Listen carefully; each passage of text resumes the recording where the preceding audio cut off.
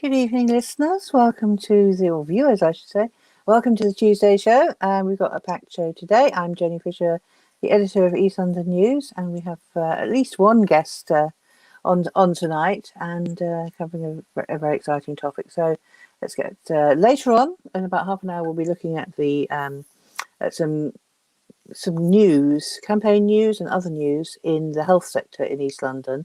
Has your GP surgery just been taken over by a private company? We'll come to that a bit later. But now I would like to welcome Yaseen Aslam, who we're so privileged to have with us because he's been on worldwide mega media over the last few days after his tremendous victory, the fourth in a row, I think, in the Supreme Court. I never thought I'd meet anyone who won something in the Supreme Court, but Yaseen, you've done it. Yaseen, the hero of the Uber drivers and the architect of the assault on the gig economy, with any luck. So there you are. Yaseen, welcome and congratulations. And we've got half an hour or so to talk about what you and of course your colleague James Farrar have done. So perhaps let's start at the beginning. What got you into cabbing in the first instance? What got you into being a driver, Yaseen? Firstly, thank you for having me here today. I started actually driving in the minicab industry back in 2006. So this is well before Uber entered the market. So Uber come into London back in 2012. And I was one of the first drivers to start working with them. This is back in 2013 when they first launched the Uber X service. And as I mentioned, I started in 2006. So if we just, like everyone talks about the gig economy, to me, it's just a word. It's just like a branding. Like before, if you go back into the traditional days, you used to have the taxis, and then we suddenly had a phone line. So people were able to book a taxi or a car using a phone line. And then over the years, we saw it change where you had internet. And then suddenly in 2012, 13, we actually saw Uber, the app. And then we're seeing more and more. So just going back, like before Uber, like we used to have controllers. So you used to have a human controlling us, like how we get jobs, the dispatch system, everything was like quite different. But what attracted people to Uber was the fact that it's an app and you got no human controlling us. You know, like you could go out, work when you want. You'll give the job to the nearest driver. There's no favoritism system. And if I talk about a traditional cab office, there's good things about them. But at the same time, there's many bad stuff, like in terms of discrimination, the way you have a favoritism system where the controller would look after certain people.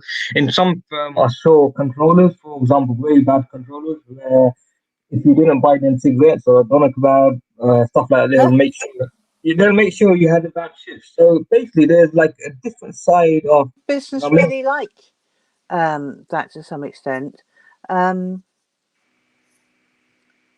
I don't know if there was much discrimination in East London minicab firms. I would tend to think there may well have been. I mean, certainly I've used minicab firms, and some of them were brilliant, particularly when I was sort of like travelling late at night. Some of them I got to know very well, and you could really trust them. But do you feel that discrimination was a problem? Or just favoritism? It has, like you've got to look like that's just the element I'm talking about in controlling, where sometimes you get certain clients that they want a certain kind of person, or a certain driver will get more jobs. But as a whole, the whole trade, it has always been exploited in a way where the regulators have failed to do anything. At the same time, we get a lot of drivers getting assaulted. We get so you get racism, all kind of stuff. So that's happening, yeah. So, I know 3 drivers over the course of the 7 years since I've been campaigning that passed away, got murdered. So, just on Thursday last week, we had a driver that got murdered working for Bolt in Tottenham. So, the point is, these were day-to-day things that happened. And recently, last year, unfortunately, we had a lot of drivers that have been seriously critically ill because of the COVID-19 coronavirus. We also lost a few drivers. We had most active driver, Mm, as usually is one of our campaigners, one of the lead claimants, well, in this case, who mm, passed away. So unfortunately, like there's loads of different issues that we had in terms of as an industry. Now, the problem we had with Uber was as they got bigger and bigger, the drivers had no rights, and all we could see is the way they approached the industry was so aggressive. Like the mm, platform relies on a certain community of people, such as the BME community or people that are very vulnerable, desperate. So they're grateful they got a job. So what we started seeing is the fares going down and down. And I saw the commission go up from 20 to 25%. And then they launched this Uber pool, sorry. And the commission on that is 35%. And then most recently, they done this other thing called fixed pricing, meaning you're paying a higher commission. And at the same time, we've got the fares going down. So what's happening is drivers are working longer and longer hours, okay, but the mm, pay is going less and less. mm. Now, what the workers' status, what we won, Supreme Court gave us, means it puts a floor in the market. And in this country, we have three employment status. One is like self-employed, where you're Mm. truly independent, you run your own business, you set the Yep. fare, it's your customer, you're in control, you can negotiate. Mm. Basically, it's your business, yeah. And then right at the bottom, we Yeah. have employees. And what an Mm. employee is like, you actually employed by the company. They sort out all your expenses, Mm. they pay for everything. You get holiday pay, you get sick pay, you get Mm. paternity, you get a pension, you get Mm. unfair. Let's say you get dismissed, you have a right to challenge Mm. unfair dismissal. Mm. Now, what we Yes. have in this country that a lot of people don't realize is a middle category, and that's called a worker. Workers mean you're actually self-employed in a way, but you're Mm. running someone else's business. So in our case, the judges ruled we were workers. So as a Mm. worker, we're running Uber's business, but there's some element of flexibility, but there's also an element of control. So therefore, we're I mean, entitled. yes. That's So there, the sort of crucial thing, isn't it? Because yeah, those of us who are or who have been directly employed, we're used to just getting our payslip at the end of the month, and that tells us that everything's been done. And as you say, we're entitled to certain rights. And I always think that, although obviously there are genuinely self-employed people, that basically this middle ground, there's been a huge move by employers to avoid the extra and just costs of a contract, so they can actually take more of the income of the business, more of the income that the worker generates. Um, but still, it was advantageous for your group, your legal action, to have been declared in that middle ground a self-employed worker rather than a totally self-employed person. that's right, exactly. So a lot of people don't understand what the worker status means, and they've never Mm, heard about it. So we're one of the first people ever to win that in the gig economy. Yeah, or mm, people that, as you mentioned, operate in this middle ground, but people misclassify it. So you only get basic benefit in that, and basic benefit by that I mean you get the right to earn the minimum wage. Okay, you're mm, entitled to holiday pay, and you also like trade union recognition. So mm, therefore, like you don't get sick pay, you don't get pension, you don't get let's say mm, you get deactivated unfairly, you don't have a right to challenge all this. But because we have trade union recognition, we could get collective bargaining. mm, So companies such as Uber would then have to deal and negotiate as a group mm. with ourselves, Now, this which is something that's, yeah, again, there's a Oh, point that's really right. interested me. Councillor Merry has joined us. We can see him. We don't know yet if we can hear him. I have actually, since we've been on air, had a message through from elsewhere in Ilford, in Redbridge, saying that the internet is very slow out there today. So, if necessary, we'll just have to hope that Councillor Merry can hear us. Um, he's here to anyway. Hope he can hear us, and we'll take away what you say. So I know we're going to come on to talking about councils very shortly. But Yaseen, when you first had the idea of trying to fight for better rights for yourself and for your fellow drivers, did you actually approach the traditional, the mainstream existing unions, and what was their response? well, when I started campaigning, I went through various stages. So the case that we won against Uber was with A App Drivers and Couriers Union and GMB. So GMB were representing 19 claimants, and we were the other three claimants. Yeah. So GMB also played a big role in this. But the problem we're having is, if you look at the private hire drivers in London, we have 110,000 licensed private hire drivers, and 94% of them are from BME communities. And if you look at the taxi drivers, there's 25,000 taxi drivers.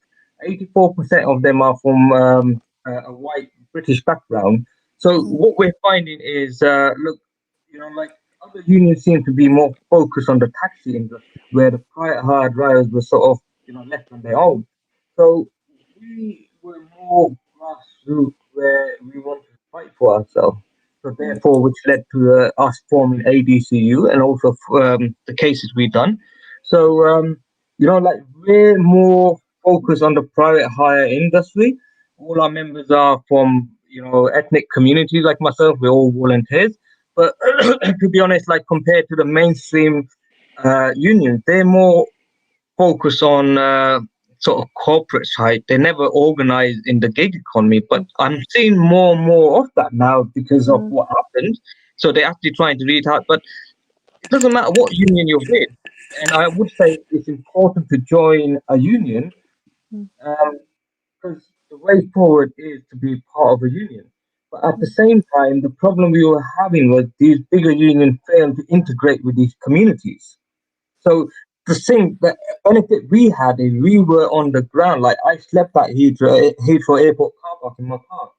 Know, I was involved with drivers. So one of the things that we were doing to engage with these communities was we were having regular meetings, especially in Ramadan. We would have iftar event called drivers. That's something that you wouldn't see at one of the mainstream unions. So if you want to organize, like communities, you have to be part of that community. mm, And that's mm. what we had, and that was our success in building the biggest union for drivers in the UK.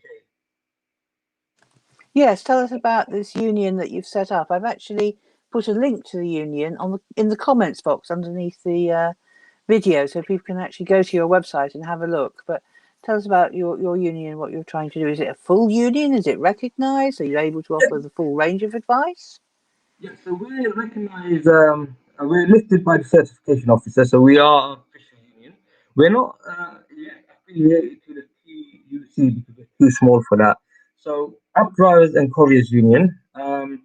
So, we're present in many cities. We have a branch in Nottingham, we have a Mm, branch in Glasgow, we have a branch in Northampton, we have a branch in Bristol, and we have members across many different cities. Yeah, so we've been at the forefront of fighting for drivers, not just against Uber, but other issues. The main difference between us and other workers in the gig economy is we have a licensing regime, such as in London, we have Transport for London, which license Uber, and they also license the drivers. So what happens is on a day-to-day basis, we have a lot of drivers that have some kind of issue in terms of their mm, license. When the license get revoked unfairly, we help them. So, mm, and at the same time, recently, because of the pandemic, we have been quite active. As I mentioned earlier on, we lost a few drivers. mm, We have been active in terms of working with the local councils in different mm. cities to make sure there's some kind of grant of funding, because drivers are working about very long hours just to make £30 or £50 is Yeah. really on a good day. Yeah? Mm, And what's happening is they only go out there just to make money to pay for their expenses, mm, which is, like, and it's not Uber's fault, but it's just because of the way our practice has been. And mm. hopefully this Uber's ruling makes some, difference to that.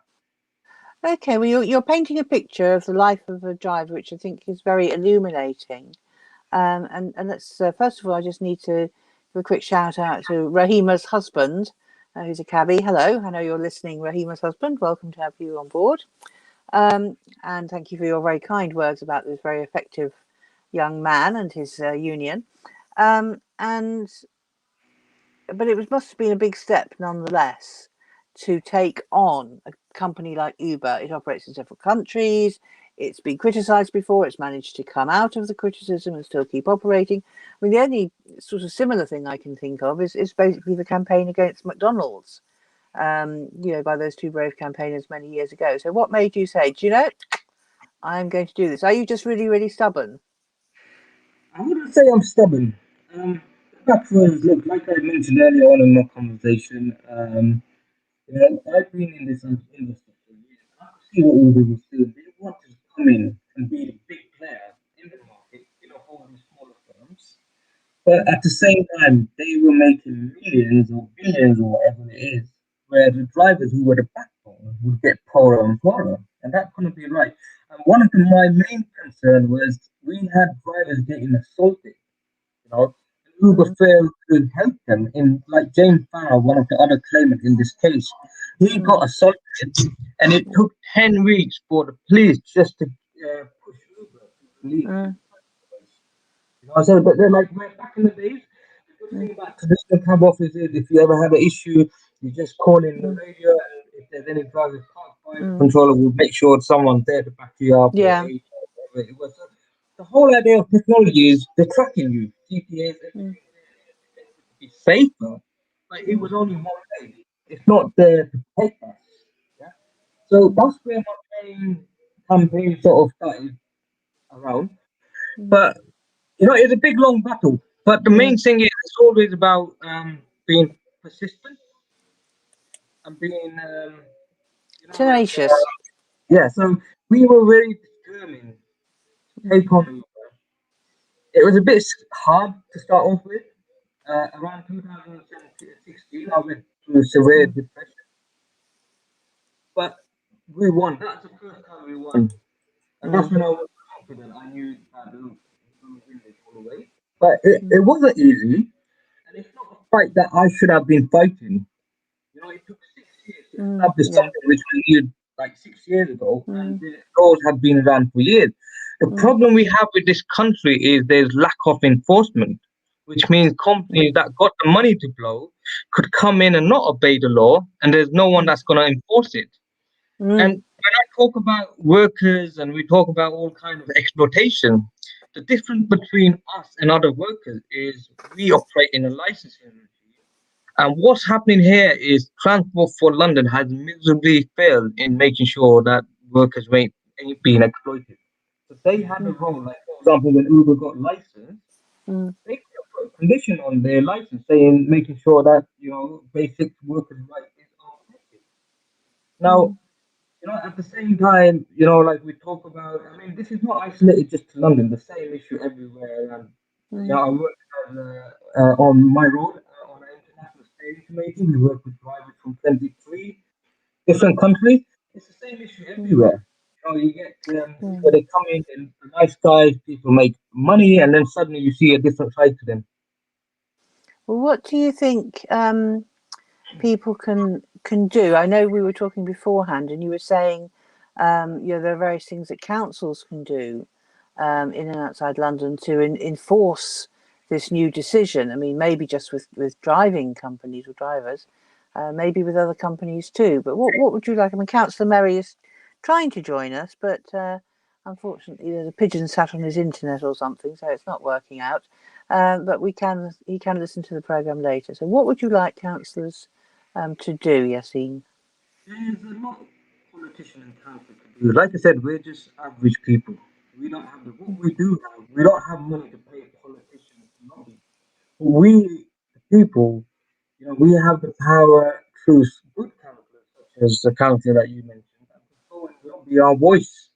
And one of that is making sure that, for example, we fought for 6 years, and if Uber now decide they don't want to obey the law, you Mm, know, there should be people that could put pressure. And at the same time, like I mentioned, the COVID grant, yeah? Transport for London has failed to help us.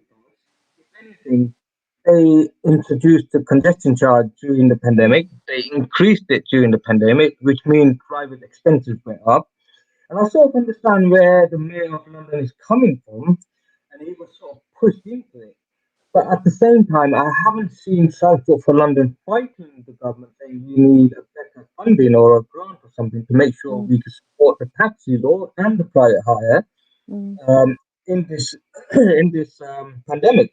But at the same time, we as a union have been lobbying the local boroughs, such as Redbridge boroughs, you know, and they also receive some funding from the government. They need to put a certain amount aside for the drivers to support them during this crisis. But what we seem to be finding is it's there, but they're making it so difficult for drivers to claim. And if anything, you need to have a business like a property, you got to be paying business rate, and it's just so hard. Where other councils, like if you look at Birmingham City Council, you just go onto their website, put in your license details, and bang, you got £1,000 there. And it's not a lot of money, it's just enough to pay. And one of my requests to the council, and we have written to every single council, that they're not really helping us.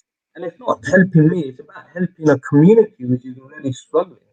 They're forced to go out and work during the time. Like if you look at the ONS statistic, it clearly shows that drivers are high risk. Taxis and private hire drivers are high risk. At the same time, if you, as I mentioned, the figures I gave you from Transport for London, we have 110,000 private hire drivers. 94% of them are from BME community. At the same time, we already know that BME community are at high risk. So when you put all that together, and then you've got drivers already making next to nothing and out there being forced to work. You know, it can't be right. So what happens with this grant, or if the council does go and fight for these people, you're fighting for the people and they need your support. And therefore, you know, when it's time to vote for these guys and these people, you've done something for them. You got something to show for them. But if you hide in the background, and pretend you don't know about this, you know, I just think. I mean, I done what I could within my power. We went all the way. We fought from the Supreme Court. You know, my family suffered, my kids suffered, everyone suffered. But the only thing that we were consistent. But my question is, what about the people that we elected, we put into position? What have they done for us? Yeah, and I'm just giving a local example, like Grant, and I just think I just want to use this opportunity to, if Councillor is listening to this, to go back to when he had his meeting, try and put something in place to help these drivers, because you know it's not just about Uber, and it's just about helping those that need it less desperately right now. Indeed. Well, Yaseen, it's been a little bit difficult talking to you because the internet has not been great, but it is nonetheless quite fascinating to hear the story that we've seen in the headlines, and I think there's just so much we can take out of this, particularly the realization that if there's a wrong being done and you can see it, you can stand up. You can stand up to what seem like very difficult odds, and you can actually, if you're tenacious, you can actually win. So I think we have to say a thank you to you for your stubbornness or your tenacity, for persevering and for opening a door through which others can indeed follow. And I hear what you say about the sort of diversity of the driving community.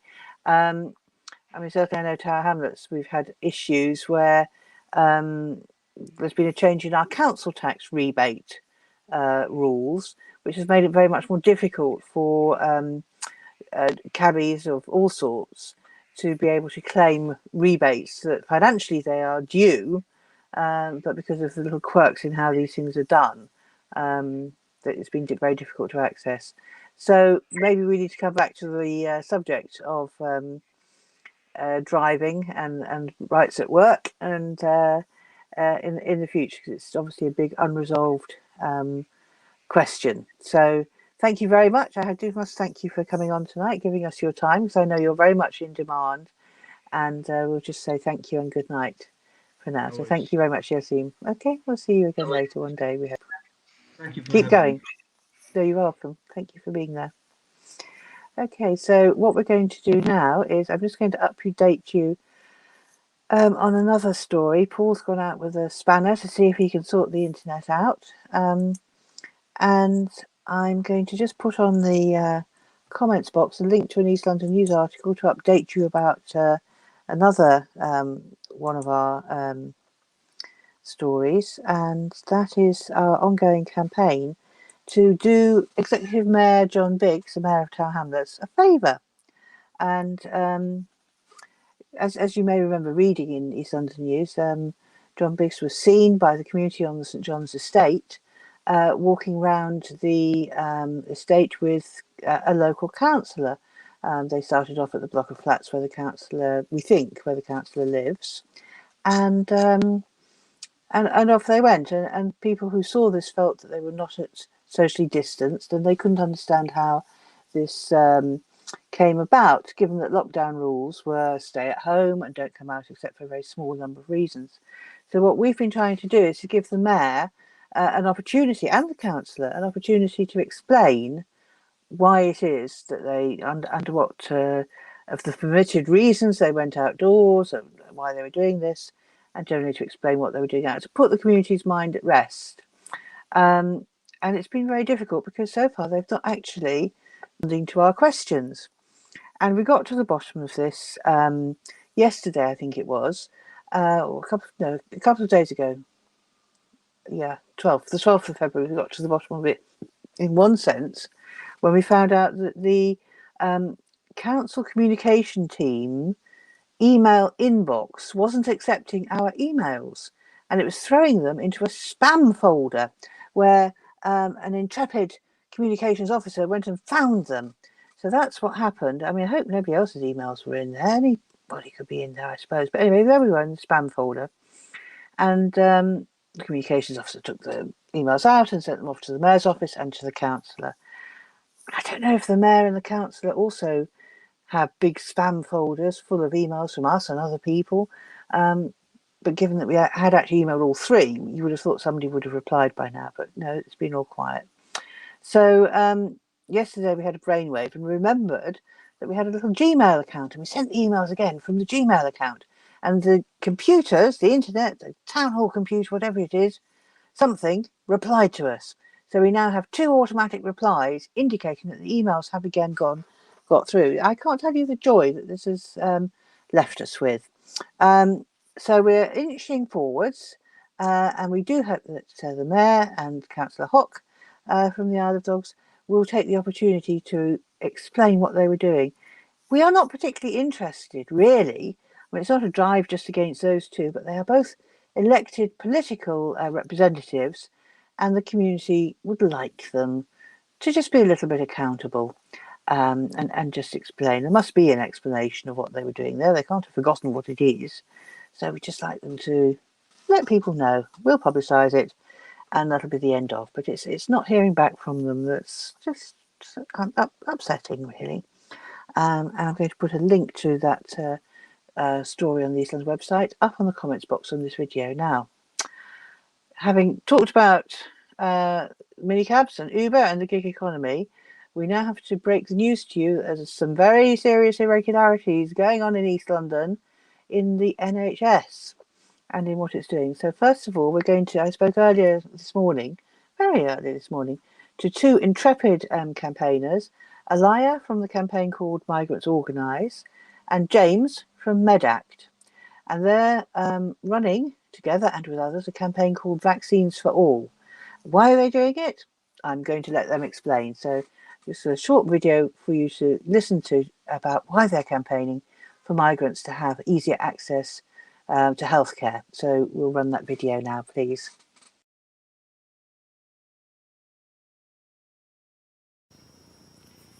Okay, we'd like to welcome our 2 guests, Alaya and James, and we're going to start talking about this very important topic of migrants having proper access to healthcare, particularly during the COVID time. So I think, Alaya, you might be the first person to come in here and just tell us a little bit about what migrants, not all of them are sleeping rough, but many of them are homeless. What problems do migrants face getting access to healthcare, and what does it mean to that community?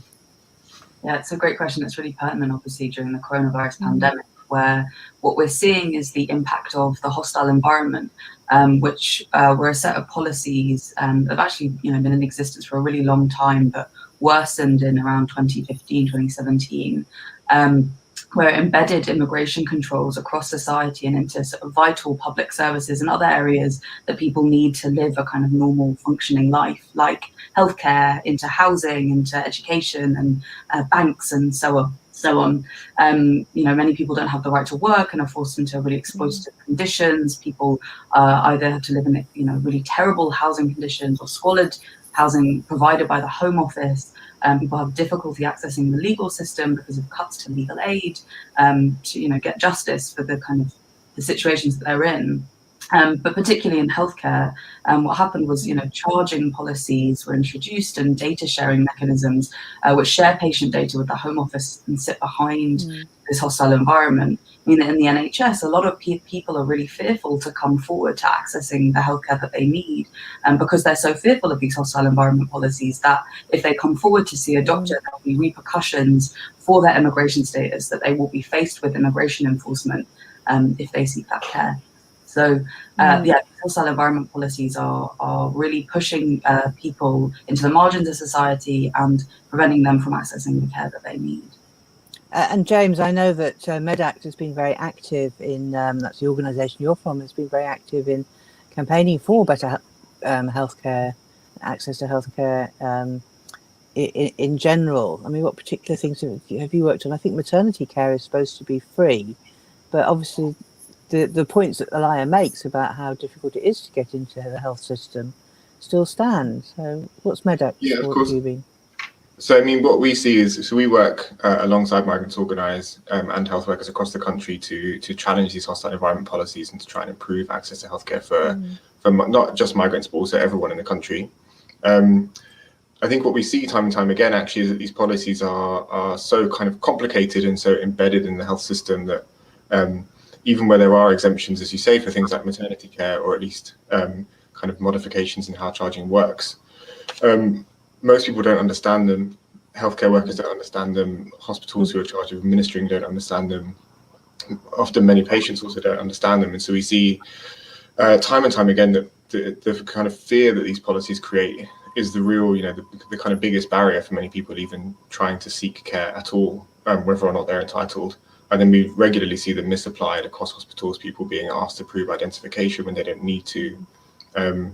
It was borne out in some research that we did with Migrants Organise and the New Economics Foundation at the start of the pandemic that looked at the impact of the coronavirus crisis on access to healthcare for migrant communities. And we found that over 50% of people that we surveyed were too afraid to access healthcare for fear of charging and data sharing. And that was even in circumstances where someone, a kind of trusted support worker that they were working with, had told them that it would be free for them, and they still didn't attend. So really, we're painting the picture of quite a crisis for part of our community in terms of getting what we thought was universal free healthcare in the UK. And then, of course, the pandemic hit. So what happened when COVID came along in terms of that even greater need then to access healthcare? James, have you got any comments on that? Yeah, so the pandemic, when it first hit, we were very concerned that it would kind of worsen and amplify a lot of the health inequalities that we were already seeing, and the research we did really bore that out. We were a bit surprised actually to find that the pandemic didn't suddenly create a kind of explosion of an inability for people to access healthcare. What actually we saw was that the years of hostility under the hostile environment and the kind of deterrence and fear that had built in migrant communities that prevented them from accessing healthcare at all just continued throughout the pandemic. So there was a hope actually that the sudden kind of significance of public health and the sudden kind of awareness that people need to be able to access the NHS and use it in order to live a healthy life would serve to mitigate some of the impacts of the hostile environment. And actually what we found was it didn't at all. And there was one particular case, very prominent, of a man named Elvis, who ended up dying at home because he had coronavirus or symptoms of coronavirus and was too afraid to access treatment. And it was that really kind of spurned on a lot of our work over the summer to kind of keep working for better access and looking at how the pandemic was impacting people. Did you find similar stories, Elia, in your organisation, Migrants Organise? Yeah, I mean, Elvis's case is an extreme but tragic example of what was happening under the hostile environment, and the same thing is true for a lot of our members. Fortunately, We didn't have members in a position of the same as Elvis's, but we did have members who have really been struggling to register with GPs, who are fearful of coming forward for healthcare when they've been sick with symptoms of coronavirus, haven't wanted to go and get tested because they've been asked that that they'll need to show ID, and which they don't have, and they fear that they'll be faced with immigration enforcement if they go to hospital. And so, yeah, we are really seeing the impact of the hostile environment. I mean, another thing that we see is that a lot of our members who are housed in home office accommodation or have been brought into accommodation under the Everyone In scheme by local authorities, they also aren't able to access healthcare. Often there are private healthcare providers that are being brought into these hotels, where people are gate kept from being able to see GPs, or are being told they're not sick enough to go and get a hospital appointment or a GP appointment that they need, and people can't register with GPs, and that's really, really scary when it comes to accessing the vaccine as well, because the only way that people will get access to the vaccine is via a GP.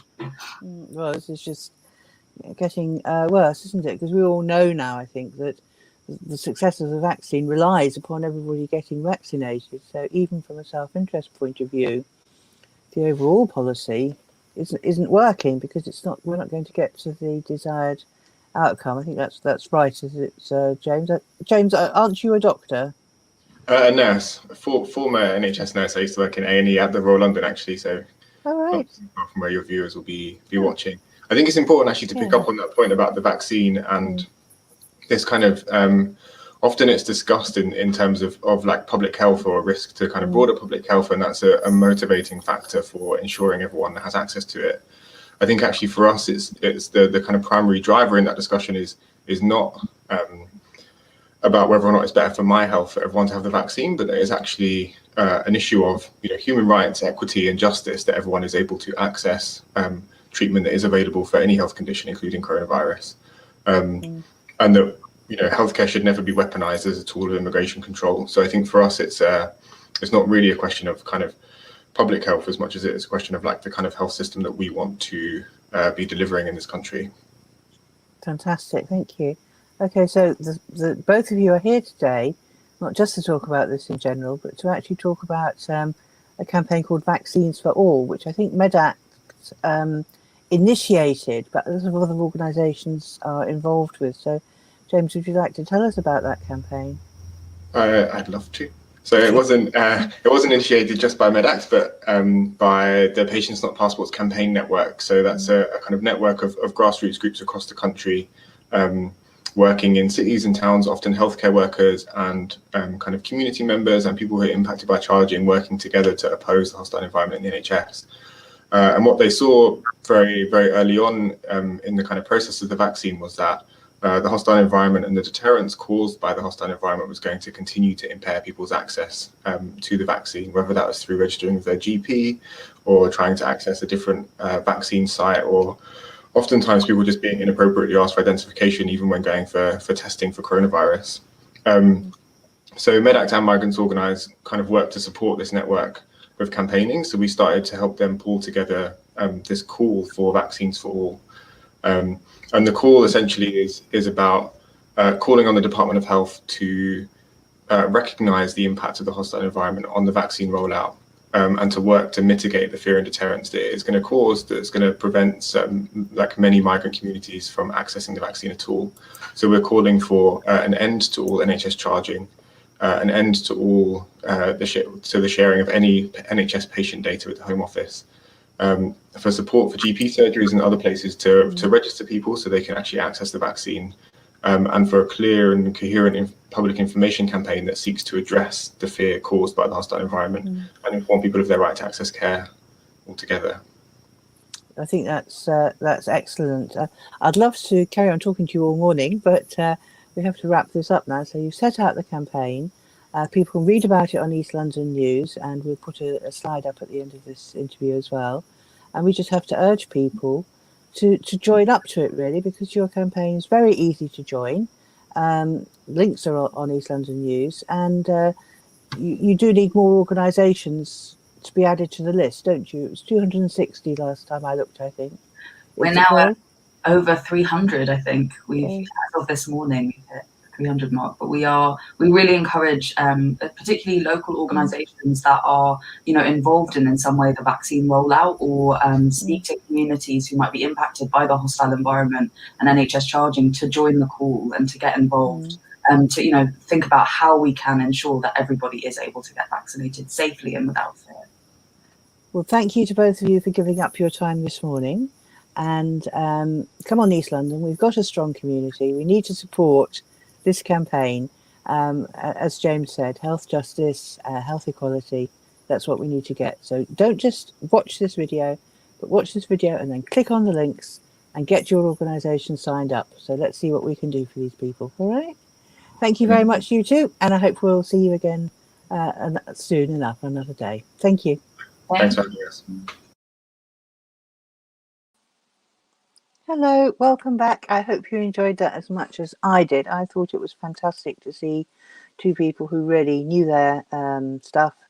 I have written down James's comment as a quote: "Healthcare should never be weaponized as a form of immigration control." That's such a powerful statement, I think. I have put on the comments box underneath this video a link for you to get to the East London News article, and there, step by step, it takes you through how to check up if your organisation has joined and how you can actually join up with the Vaccines for All campaign. And I know a lot of you, you're involved in community organisations. Yes, you are. You know you are. So what can you do? Many of you will go to a mosque, get your mosque to sign up. That's just the sort of organisation that needs to stand behind this campaign for Vaccines for All. But there's many other organisations as well. Councils too. I don't think there's enough councils. I'm not sure if any councils have actually backed the campaign yet, but it should be easy to get them to sign up. So call on your councillors to do it. Don't email John Biggs if you're using my email system. Maybe you have to ring him up. But there are other councils in East London as well. There's so many organisations that we could get behind this campaign, and that will really help strengthen it. And when you go through the links, you'll see it's got some really good aims as a campaign, and we need to support those. So sign on the dotted line, and we'll see who we've got signed up by next week. I'm afraid the Island Network is, of the East London organisations that we're in touch with, the first. You made it there first. Closely followed by the Muslim Professionals Forum. They're signed up now as well. But I hope by now somebody is waking up the Hedgecote Community Centre pigeon roost and getting a pigeon ready to go out first thing tomorrow morning to join up. And many other organisations will follow. If necessary, we'll have to get Active Musa on it and see what he can do. So that's enough of that campaign. Or, well, not enough of that campaign, but that's enough for tonight. Now, we're going on to something now, which is potentially even more serious. And is a wonderful explanation, a very clear explanation of something that's happened to GP surgeries in East London, in several boroughs in East London. So almost anybody who's here in East London, this could be affecting you. And it's put very clearly and briefly by the very excellent and articulate Carol from Tower Hamlets Keep Our NHS Public, Tower Hamlets Comp. So we're now going to go on and hope you enjoy listening to Carol explain how. Do you remember how Boris said, "Oh, it was just recently said, oh, we're going to get the private sector out of the NHS. We don't have to. We're going to make it so that the NHS doesn't have to buy services from the private sector." Unfortunately, a lot of hot air, because guess what's happened to some of the GP surgeries in East London? Let's have a look and go over to Carol.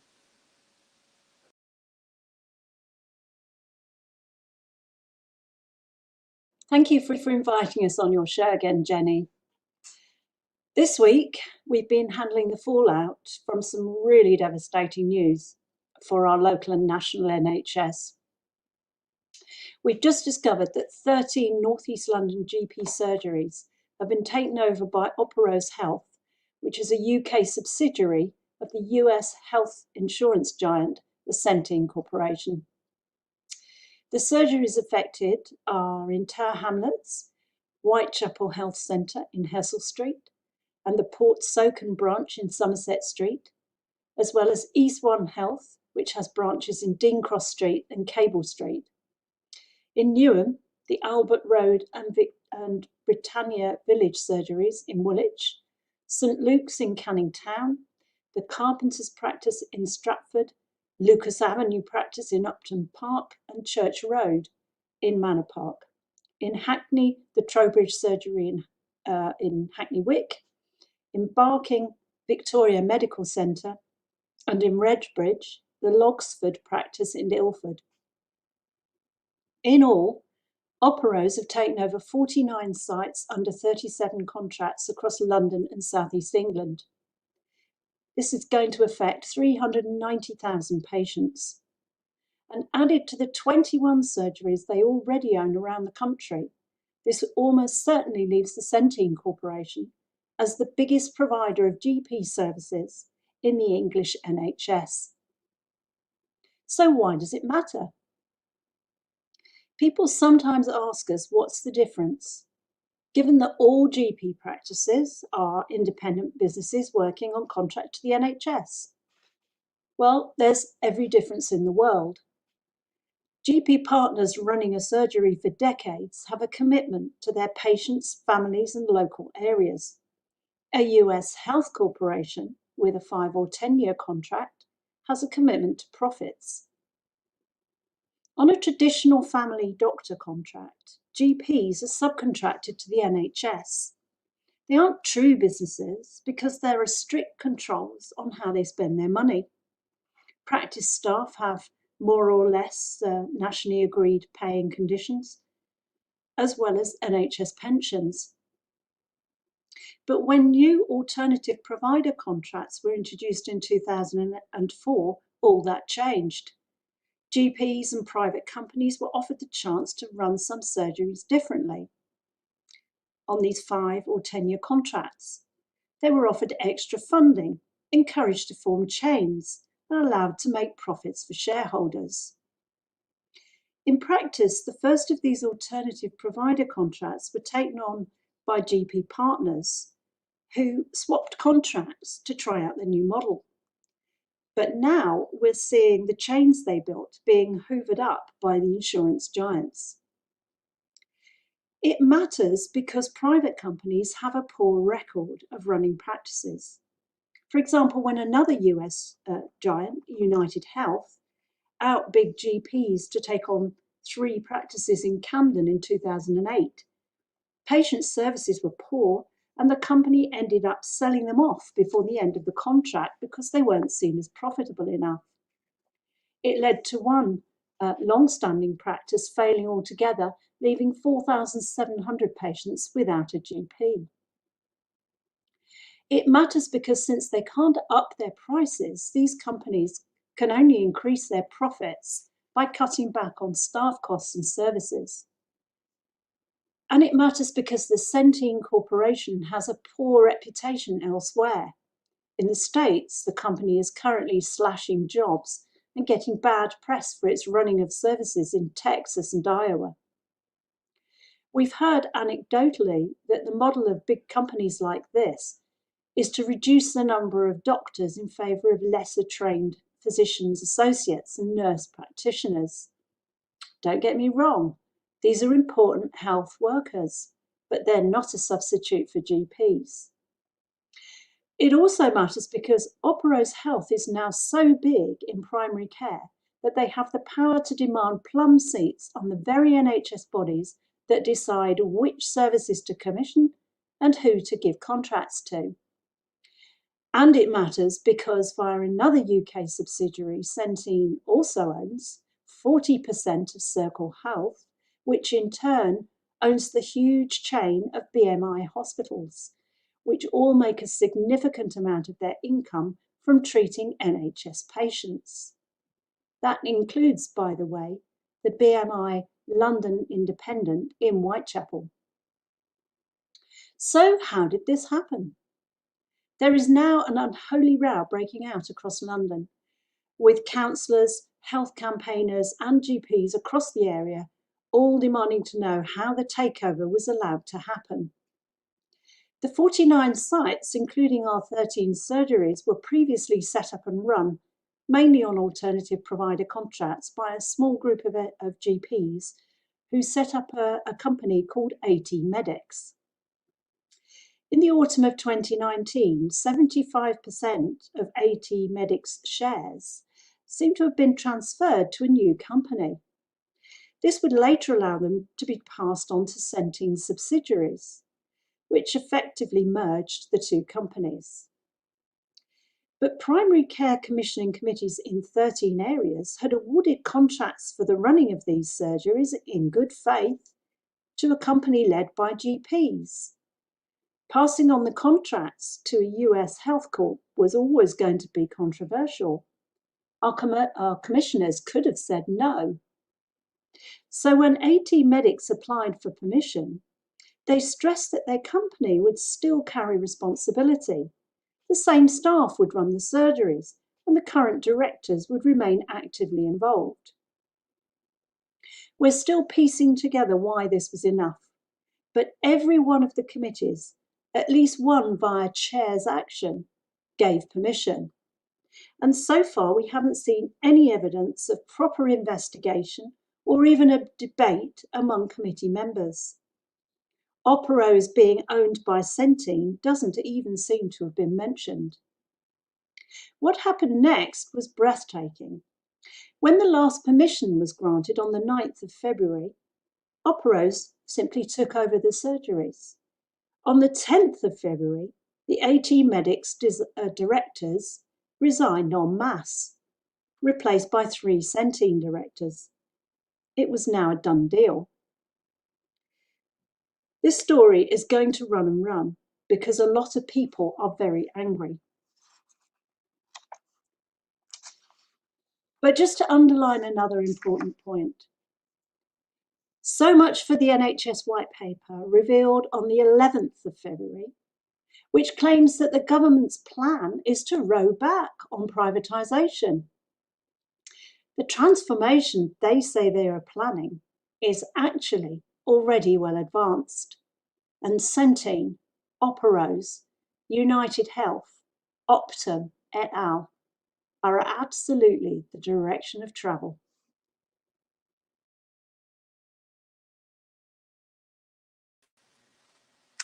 Well, that's a very serious warning there, and I think we certainly owe a great debt of thanks to Carol and to many other campaigners before her who have done this meticulous work on the NHS, pulling facts together and really getting their heads around what's going on so that we can follow. Do keep in touch with Let's Keep Our NHS Public, or with the Keep Our NHS Public comp group near where you live. You can never take for granted that your NHS facilities will be there. And while we're all looking at COVID at the moment and how the NHS is coping with that, and quite rightly, we don't want to lose out on the NHS. In fact, we need to work out what improvements as a community we want to see. So bad news there on the GP surgery front. It does seem ridiculous and indefensible that a private company can just come and take taxpayers' money for doing something that we were doing already.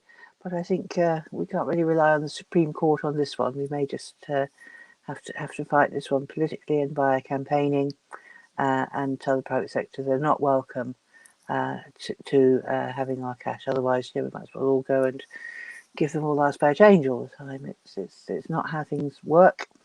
The NHS is funded via a means-tested tax system. Okay, that was the end of that rant. I hope you've been able to hear what we've been saying today. I know the internet has made it difficult for some listeners to follow us.